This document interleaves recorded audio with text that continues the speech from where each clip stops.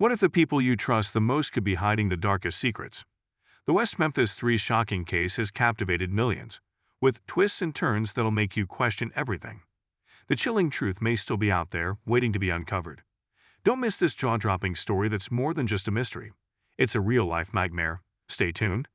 On a bright and peaceful afternoon in West Memphis, Arkansas, May 5, 1993, three young boys, Michael Moore, Stevie Branch, and Christopher Byers, set out for a carefree ride, each of them unaware that their innocence would be shattered forever. The events that transpired that day would unravel into a case so deeply complex, filled with mystery, fear, and tragedy, that it would haunt the town for decades to come. But this story isn't just about the boys who disappeared into the woods. It's about the darkness that followed. The search for answers, the wrongful convictions, the devastating consequences of desperation and fear, and the failure of a justice system that wouldn't accept the truth. The innocence of childhood lost. For Michael Moore, a proud Cub Scout, the day began with an adventure. He and his best friend Stevie Branch set out with big plans, unburdened by the rules and restrictions of adulthood. Their friend, Christopher, also joined in. They were just boys, 8 years old, living the innocence of childhood in a neighborhood that was soon to be shaken by tragedy. As Michael and Stevie biked toward Robin Hood Hills, a wooded area near their home, their families knew something wasn't right when they didn't return by the agreed-upon time. But no one could have predicted the horror that would soon unfold. 3 innocent lives lost in an unthinkable act, and the dark, twisted journey that would follow. A disappearance turns into a nightmare. By 8:00 p.m. on that fateful day, panic began to spread. When the boys didn't return, their families grew frantic. Soon, a search effort was underway. But despite their best efforts, no trace of the children could be found. It wasn't until the next day, when juvenile probation officer Steve Jones discovered a small black tennis shoe floating in a creek near Robin Hood Hills, that the case would take a haunting turn. As Jones waded into the water, his foot became tangled, and what he dislodged from the mud would forever change the course of the investigation: the lifeless body of Michael Moore.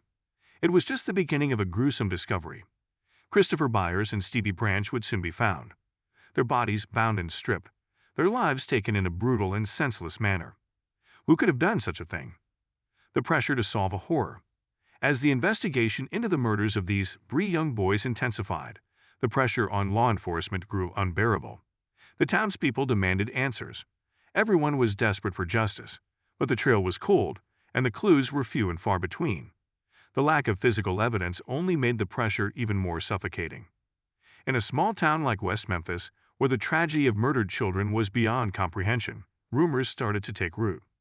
Whispers of occult rituals and devil worship began to color the investigation, even though there was no real evidence to support those claims. Yet one name began to surface: a young man named Damien Echols, known for his interest in the occult, his dark appearance, and his troubled past. A search for a scapegoat.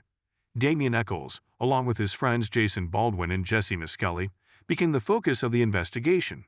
Damien, a teenager whose love for heavy metal and fascination with the occult made him an easy target, was labeled the ringleader. His friends, Jason Baldwin and Jesse Miskelly, were soon dragged into the investigation. Despite the lack of solid evidence linking them to the crime, the trio was arrested, tried, and convicted. The case had captivated the media, sensationalized by the notion that 3 boys could be murdered in the name of satanic rituals. The press was all too eager to buy into the narrative, and the prosecution took full advantage of the panic. The coerced confession. Jesse Miskelly, the youngest of the 3, was interrogated for hours. With little to no legal guidance and under immense pressure, Jesse ultimately confessed to the crime. His confession was full of contradictions, vague details, and implausible claims, yet this confession would become the cornerstone of the prosecution's case. Despite Jesse recanting his confession and explaining how he had been coerced into giving false statements, the damage was done. His confession, riddled with inconsistencies, became the primary evidence used to convict him and his friends. But as Jesse's defense team would later argue, his confession was the result of an overzealous and manipulative police interrogation, preying on a young boy with a limited intellect. The unraveling of a wrongful conviction. The case seemed to close with the conviction of the West Memphis 3, but something didn't sit right. As years passed, the evidence against them was increasingly questioned. With each new revelation, it became more and more apparent that their convictions may have been the result of a flawed investigation, a desperate attempt to provide answers to a community in mourning. In 2007, new DNA evidence began to shed light on a disturbing possibility. The DNA on the shoelaces binding the victims was not a match for the West Memphis Three. The hair found at the crime scene didn't belong to any of the accused. Could it be that the true killer was still out there? A bitter victory.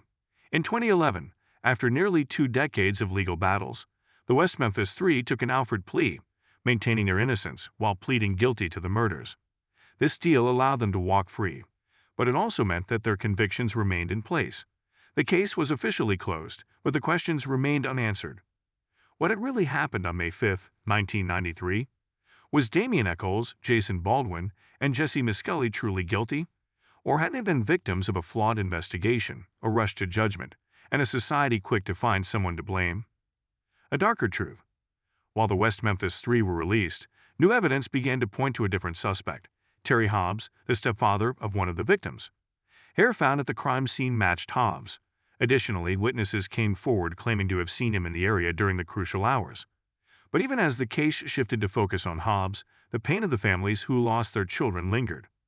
Terry Hobbs has never been charged, and the truth of what happened that day remains elusive. The possibility of justice for Michael Moore, Stevie Branch, and Christopher Byers may never come to pass.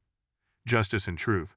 In the end, the case of the West Memphis Three is a haunting reminder of the flaws in the criminal justice system, the desperation to solve a brutal crime, the rush to judgment, and the consequences of a society quick to blame and condemn. While the truth may never be fully known, the case serves as a chilling reminder of the darkness that can arise when justice is clouded by fear and uncertainty.